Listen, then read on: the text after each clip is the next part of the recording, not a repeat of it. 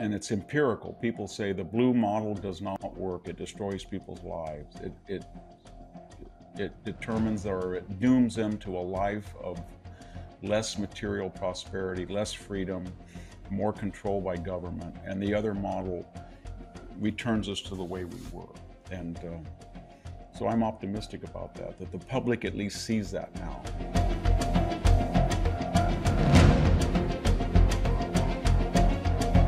Yeah. I thought their hearts were too big when Joe came into office, that they didn't know how many people would cross the border, and it got away from them. Welcome to another episode of Counterculture, the show that stands at the intersection of reason and faith in the battle against sentimentality. That statement by billionaire Mark Cuban that the Biden-Harris choice to reverse all of Trump's executive orders on border security and invite the world to come at their leisure and on their terms was nothing more than a well-intentioned mistake by a couple of good-hearted people. Maybe the dumbest thing to be said yet in a campaign cycle featuring campaign surrogates like Lizzo and Antonio Brown. That's saying something. But the suspension of disbelief has been the central feature of both the Biden and Harris campaigns.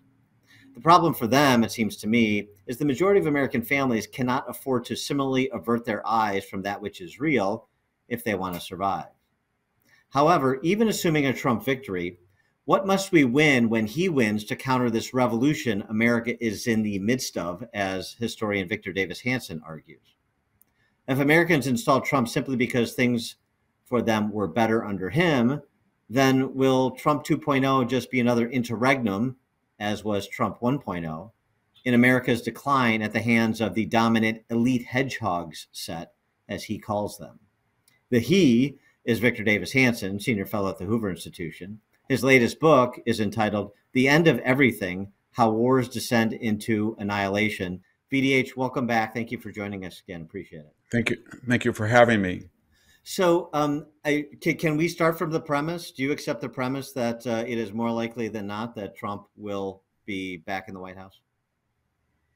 With some reservations.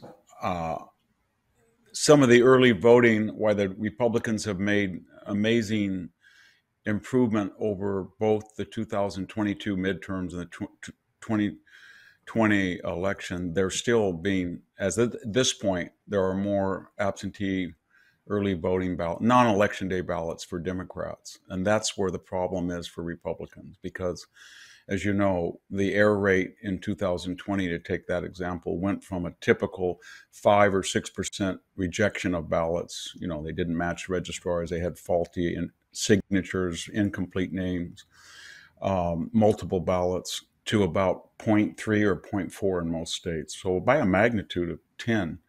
And that means that if there's a lot more early balloting, and it means if the same sloppy authentication processes are used in these swing states, many of them which are purple or even blue, then I think the Republicans were going to have to end up on the day before election with polls that show them 3 or 4 points ahead in the swing states. And they're not there yet. They're getting there, but they're not there yet. So it's still a toss-up in my view. Okay, well, then let's play it out either way. So let's say that Kamala Harris is able to win this election. I mean, I mentioned, and you can develop this, you know, the argument that you make that we're 1960s China or 1780s France in terms of a cultural revolution that we're in the midst of. And so if Kamala Harris were to win after everything that's transpired over the last 4 years and in this cycle in particular, what would that mean for America? I mean, are you of the mind, like Elon Musk, that if she wins, it's the last free and fair election that America ever has?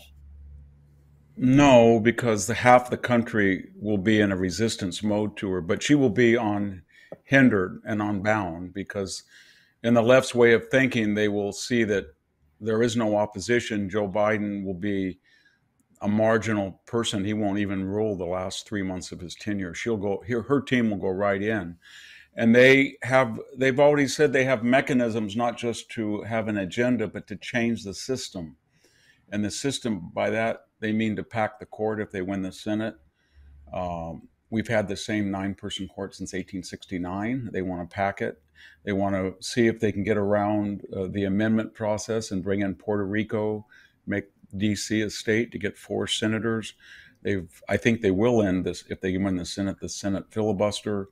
They're only 61 electoral votes short right now of this end run around the Constitution, of getting rid of the Electoral College, not through the amendment process, but this National Popular Vote Compact, where states' legislatures vote that they will not accept, as the Constitution requires them to, the vote tally in their own state, but just follow the national vote tally.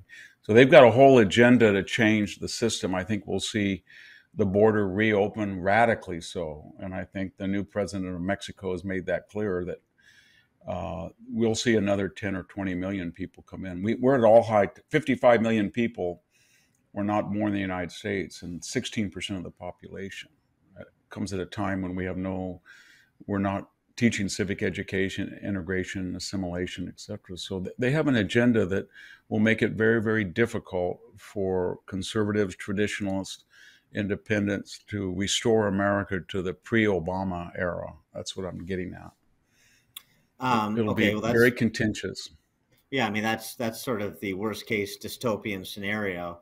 But even something approximating that, do we effectively have a one-party country where you still have the Republican Party, it still exists, but it's not really in a position, if those system changes were to be affected, it's not really in a position to win national elections, so it's not really in a position to stop this train. Well, we've lost 7 out of the last 8 national presidential votes, and the Republican Party has not won 51% of the electorate since 1988 under George H.W. Bush's defeat. Even George W. Bush didn't get 51% in 2004. So there's been a problem there.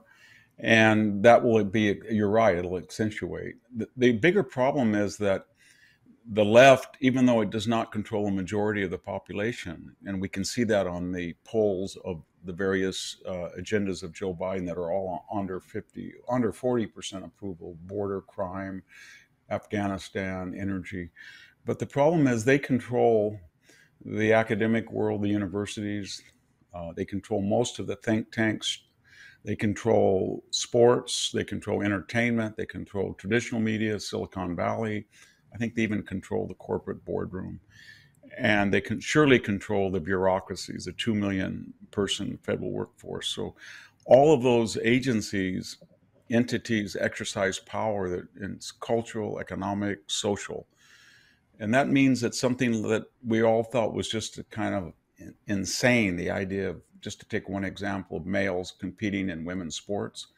Nobody in their right mind 5 years ago thought that would happen.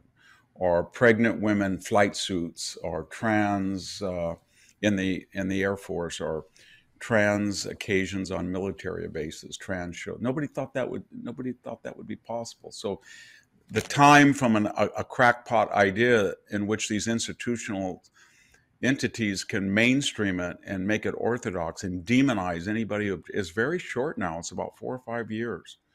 And so I think we're going to see, if she was elected, I think we're going to see major initiatives that she was for. She's only in a 90-day rejectionist period. So for 90 days, she basically said, I reject everything I did. But whether she wins and she's president, or she loses and she's a lame duck vice president, she's going to revert back after election day to what she wants. And we should remember that was things like confiscating semi-automatic weapons, going in people's homes to see if they had them, abortion, national abortion laws to the moment of birth, an open border, abolishing ICE, going back, trying to get back in the Iran deal, distancing ourselves from Israel by pouring more money into really dangerous policies of offensive operations into Russian soil. So they have an agenda, and she will go back to it. I think she'll end horizontal drilling and fracking right away. First thing she'll do.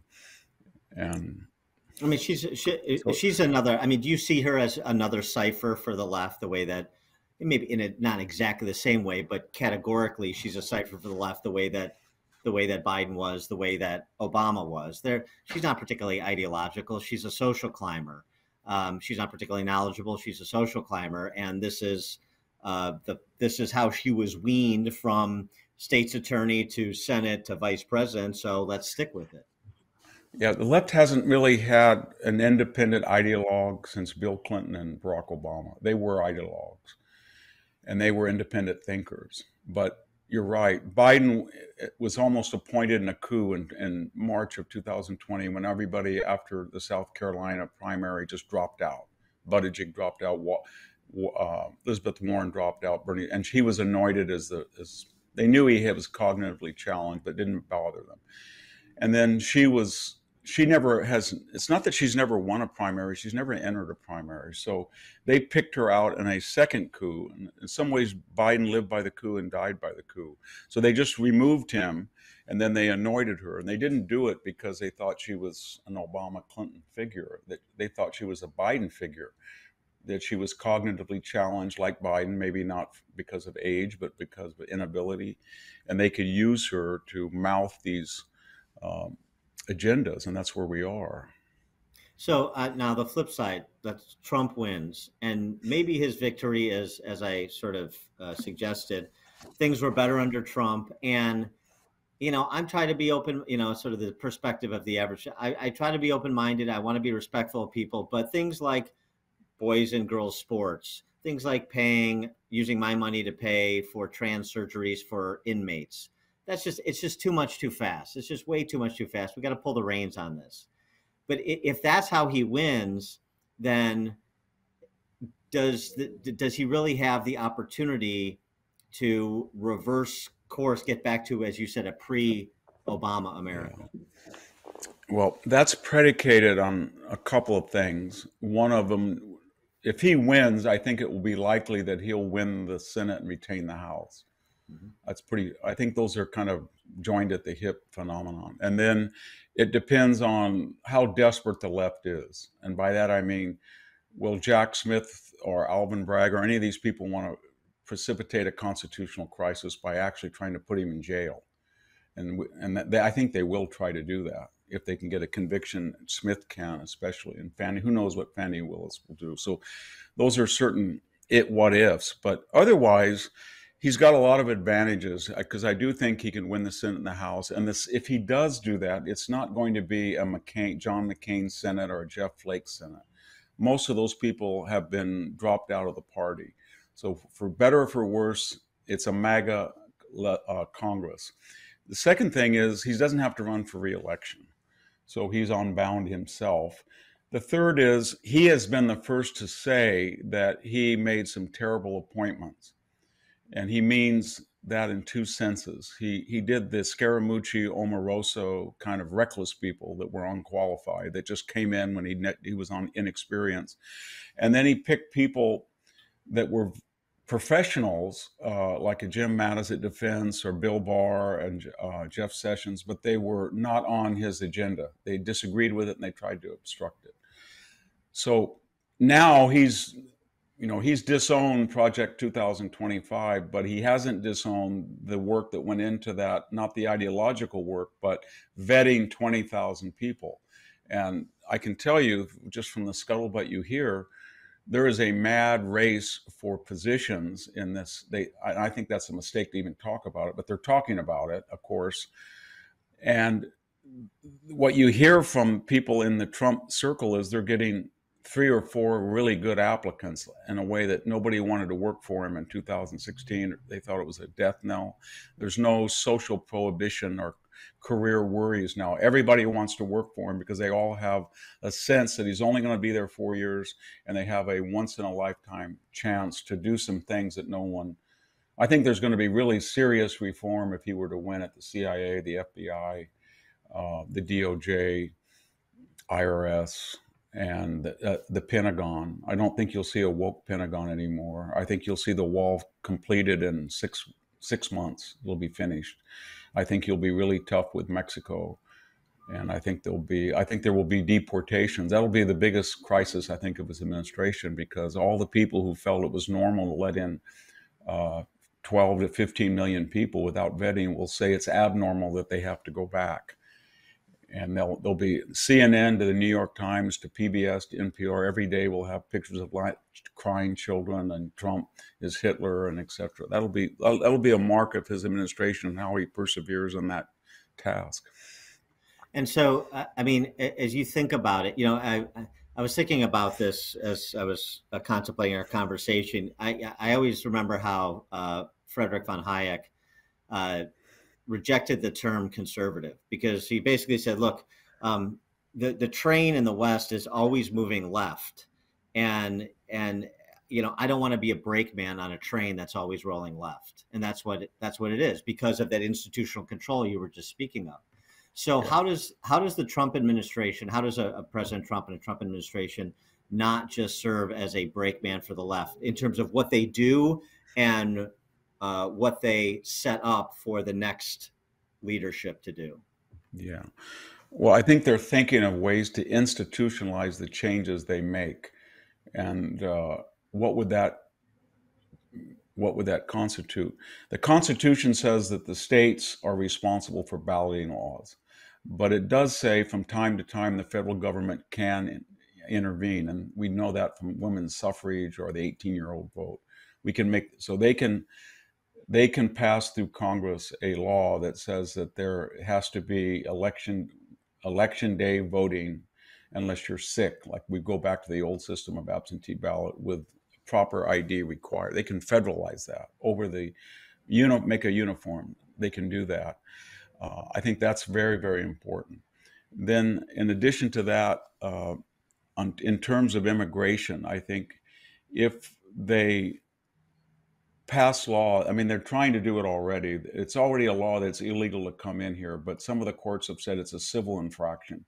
But if they were to go back and beef up the federal immigration law and said it's a criminal offense to come into this country, and it will result in immediate deportation, and refugee status has to be, what he did.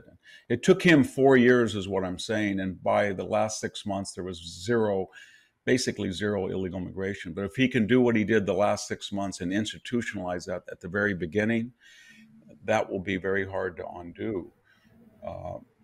So what I think they're trying to do is to institute. They have terrible problems in the military, because the military, as you know, has been weaponized. Whether it's getting rid of 8,500 people who didn't want to be vaccinated, who most of them had natural immunity, to the woke doctrine, to Milley and Austin, demonizing white males as suspicious of white privilege, and that's who didn't join. That's the drop off, 45,000 short. So how to get those people back in the military, how to make it a fighting force again rather than a green lighting social change, that'll be a big problem. But I think they can do that again. But it's going to be a search for. We only have 4 years. We're not going to have a second term. We've learned a lot from last time. We know that we're not going to underestimate the left. We don't really care about the never Trumpers anymore. We don't care what people say about us. They're going to come in with a combative attitude, not want to bewilder. I think came in 2016, they were utterly bewildered and taken advantage of. 2020, they might have done more, but I think now they're on their part very quickly is after the lawfare, the 5 civil and criminal suits, after the 16 states that tried to remove him from the ballot, after the 2 assassination attempts. I think everybody understands that the left wants to destroy Donald Trump and his agenda, and they're going to never cease. They'll never stop, and that changes their attitude about it. They're not going to try to be liked or approved of by the left or the mainstream media, etc. It's going to be very adversarial, antithetical. Well, right. And so maybe they take a page out of the left's book, which is we are going to run full speed in pursuit of our agenda, and we'll risk overreaching and having a correction that negatively impacts us. But we want to put that marker out down the field as far as possible, so that if we have a little setback, then we can pick it back up, and we're starting much further down the field than where we started when we first got there. I mean, that's how the left is always, leading, moving their agenda down the field, even when they suffer temporary setbacks, because they perceive them to be temporary. They'll course correct, they'll get back, and they'll push as hard as they can one more time. And so in that vein, what about the administrative state? You sort of got to it when you're talking about reforming some of these law enforcement and intel agencies, the military. But I mean, the upper echelons of management, all gone. Using RIF, executive orders, congressional authority, if you've got majorities, to actually reduce headcount, shrink the personnel, shrink the Yes, footprint of the I federal think government. absolutely. I think he's going to have to put immediately a hiring freeze, so that and I think he can do that without a lot of acrimony. Just let these things attrite. Just say people who retire are not going to be replaced, and when they reach a critical mass of shortage, that division is going to be eliminated. I think he could probably get rid of the Department of Energy and the Department of Education. I think it won't do any good to come in and say, the Comeys, the McCabe's, the Rays, the Muellers, the Washington FBI hierarchy, or the Brennans, the Clappers, people who've lied under oath to Congress, both of them. It doesn't do any good to replace them with people who will be gone in 4 or 5 years if they lose the next election. I think they have to have institutional change. One of them would be to break up the FBI and just not harm the ability, but say, you're going to go back to your original intent. So we're going to take the anti-terrorism and put it in DOD. We're going to take the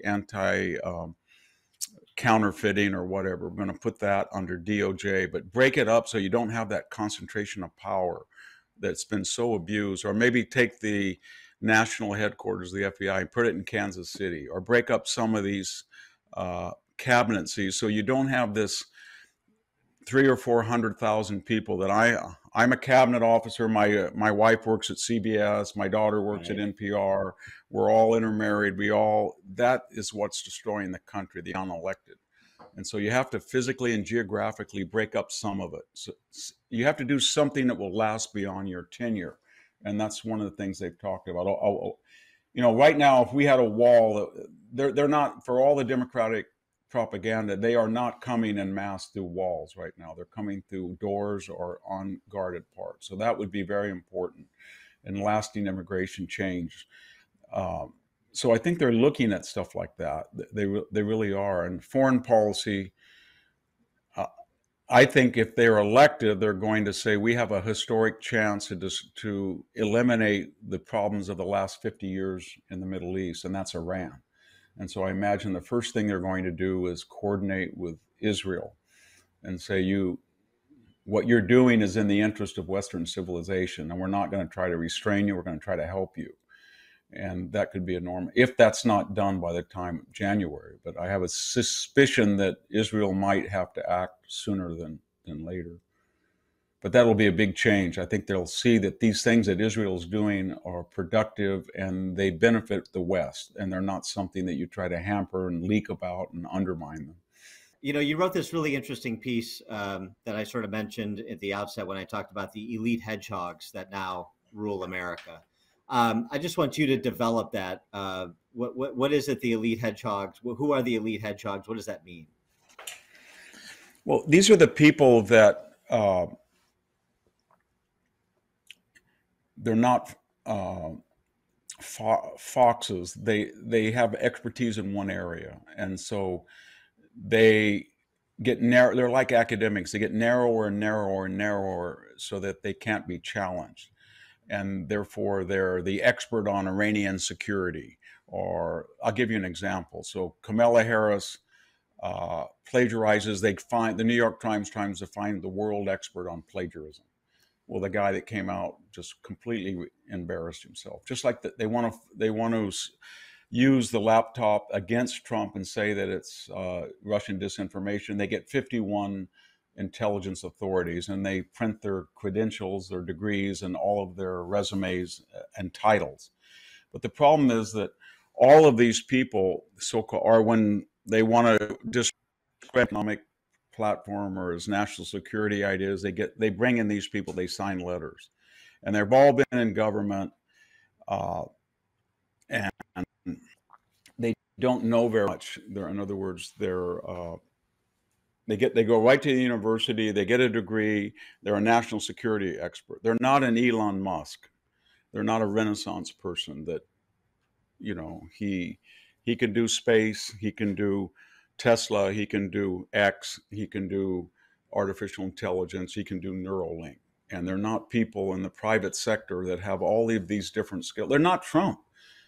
None of these people could go into downtown Manhattan and build any building and deal with crooked environmental groups, community identity politics groups, unions, politicians. And so what we've done is we've turned over control of our lives to these federal employees and these quasi-contractors who are very limited.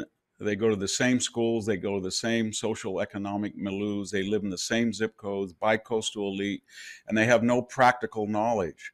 They don't know the consequences of their own ideology. In California, we have a coastal elite that lives from La Jolla to Berkeley. I'm generalizing, but they mandate things. We're going to have 35 cents a kilowatt hour. That will cut back on carbon emissions. And you people down in Fresno, that's 115, and you're poor, well, then you can't afford the electric. You go to Walmart and sit there all day and get free air conditioning. That's their attitude. Let them eat cake. And that's what they all do. I mean, Comey goes before Congress. I can't remember 245 times. McCabe says, yes, I lied 4 times to federal investigators. So what? Brennan says, well, I lied. I lied about drone hits on the Pakistan border. Yeah, I lied about, we did tap into the Senate computers when I was in the head of the CIA. So what? What are you going to do? And Clapper says, I told the least lie I could when I testified before Congress. And there's no consequences to any of these people. There's no consequences whatsoever. There won't be any consequences to the person who leaked the Israeli plan to hit Iran. So what I'm getting at is, who are these people? And they're people that come from the same, as I said, the same social class, the same economic class, the same cultural class. They go to government, they go back to corporations. If you're on the left, you go back to Silicon Valley, or you're James Baker, head counsel for the FBI, you make $150,000. You tell the old Twitter and X, hey, you guys, we need to spy and suppress the news about the laptop right before the election. Yes, we did that. Okay, James, go back to Twitter and you'll make $7 million as Twitter's chief legal counsel. The revolving door. I won't mention names because I know a lot of people, but if you're in the military, you're a 4-star. What do? You go right into Raytheon, General Dynamics, Northrop, and then what do we have? We have $175 million airplanes when the world is producing $5,000 drones. And it's run by these people, and so you've got to stop that somehow, either through legislation or cultural condemnation. And that's why Trump is so despised. I mean, when he's bringing people around him, Elon Musk, Robert Kennedy, Tulsi Gabbard, it's kind of an ecumenical group, Rand Paul, all these people, and they have one thing in common. They are very outspoken about what's threatening the United States. And their common enemy is the private-public nexus, what Eisenhower in the military context said, the military-industrial complex, but it's more than that. It's the corporate government utopian socialist complex. Boutique socialism. I don't think they're really socialists. It's a boutique brand.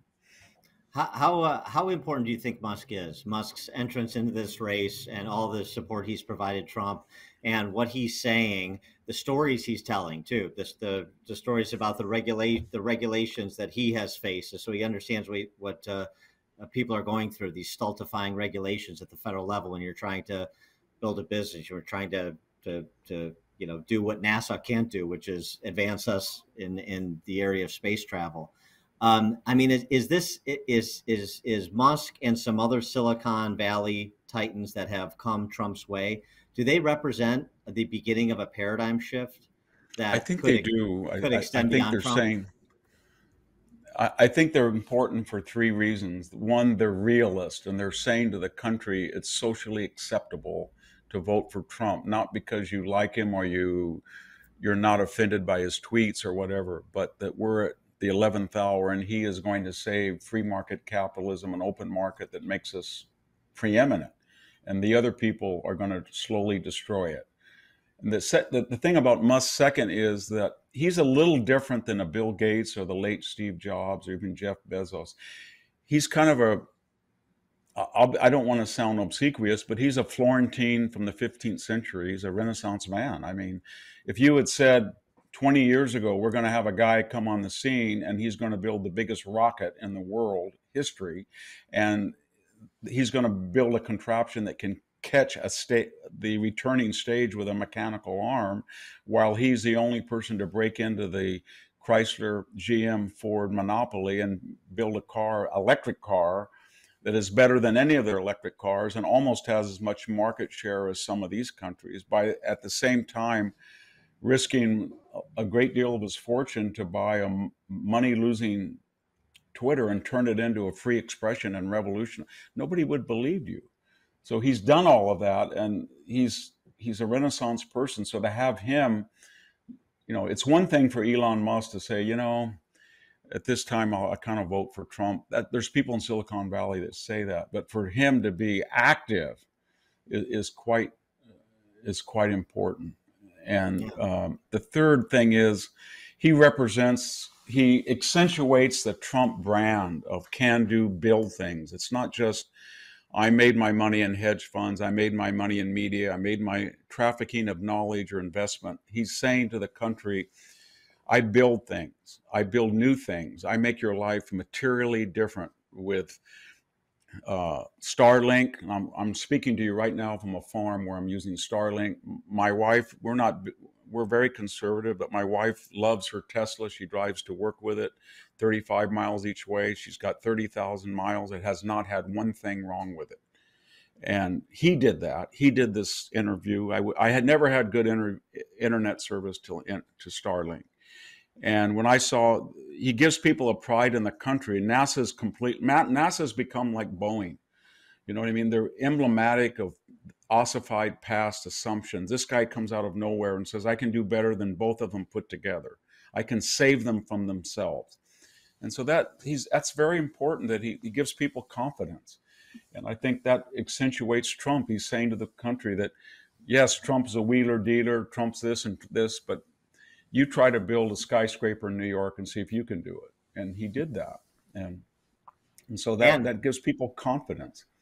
And Elon Musk answers more questions from voters than Kamala Harris does at town halls. Absolutely. So, he kind of doubles down on Trump's strengths. Trump will talk about anything, sometimes to his detriment, but he will talk to anybody, anytime, anywhere about anything. A stranger comes up to him. There's no handlers, there's no script, there's no actors.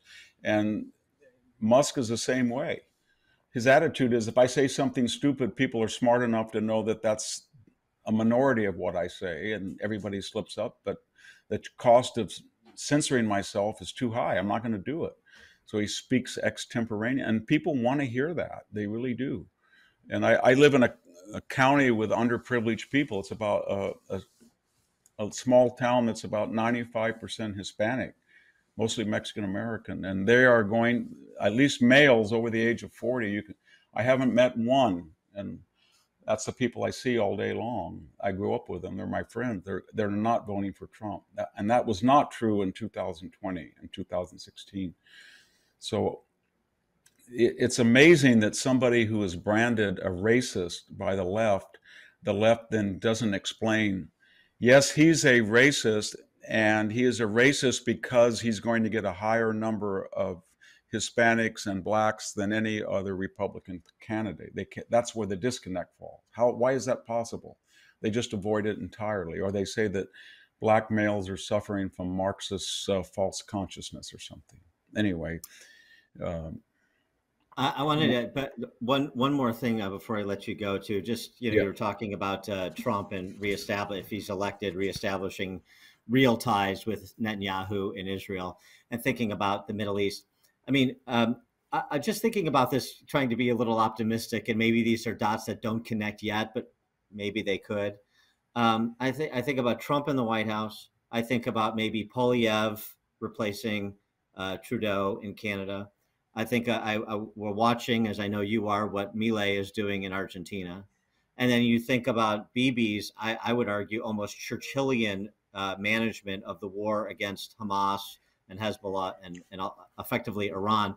And you say, you've got, and Bibi actually may be close to one of those Renaissance men that you're talking about. But so in the West, you have a couple of people in place and potentially more in the offing of people who really do believe in Western civilization and entrepreneurial capitalism. And maybe that provides the basis for not just going back to pre-Obama America, but really reestablishing sort of our foundation in the West as people who appreciate and seek out the beautiful things in life and search for truth and understand our role relative to government, but also relative to God. Maybe almost like a great awakening. Yeah, I think so. And I think so because of two reasons. The first is these rare people, when they do break through, and they have to break through the corporate political media government walls, they do very well. So Milley is doing very well. He's not failing. He's going to have a trade surplus. He's really turned Argentina around. Bibi has redefined the whole Middle East in what he's done to Hamas, Hezbollah, and with Iran.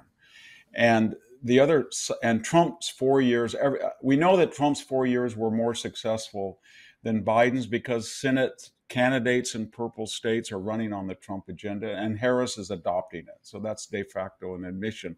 The other side of the coin is that the left, in its present manifestation, everything, it has kind of an on Midas touch. Everything it turns to draw. So Canada is a mess. Everybody understands that. Europe is ossified. It's failing. People in Hungary, people in Italy and Holland are trying to fight back against it. But they understand the EU is going to be doomed unless it's saved. It's on a downward spiral. The Biden tenure was disastrous. Every blue state that is authentically blue, California, Illinois, Minnesota, New York, is losing population. Red states are gaining them. Even blue voters go to red states. The cities that we have are all run by blue mayors, and they're all disasters. Seattle, Portland, San Francisco, Los Angeles, Chicago, New York. It doesn't work. And so I think a lot of people who were not ideological or not even political are saying, you know what? When these guys take over, they ruin everything because they're ideologues, they're not empirical. When the other guys take over, they restore life as we used to remember it. And every once in a while, we get a little bit of a nostalgia. We understand what it was like. The Trump years were just starting to remind us we're not over yet. Milley's saying this can still happen. And so that I am optimistic. But my God, it's not just the government they have to reform, and they've got to look at the institutions. They've got to get people interested in going into the media, going in the corporate world, and getting engaged, because these institutions have been lost and they're very powerful. And they're kind of like a sleeping, a sleeping viper. You think that they're extinguished and then they're there and you have to combat them. That's why I think it was so important that Elon Musk saw that and went in and purchased and changed Twitter into X. And that did a lot of good. And I think these blogs and podcasts, people, Megyn Kelly, Joe Rogan, all these people are developing huge audiences in a way that challenges the left. And so, yeah, I think you're right and it's empirical. People say the blue model does not work. It destroys people's lives. It determines or it dooms them to a life of less material prosperity, less freedom, more control by government, and the other model returns us to the way we were. And so I'm optimistic about that the public at least sees that now. His Eminence, Victor Davis Hanson, historian, classicist, senior fellow, Hoover Institution, The End of Everything, his latest book. BDH, thanks so much for your time. Really appreciate it. Thank you. Thank you for having me.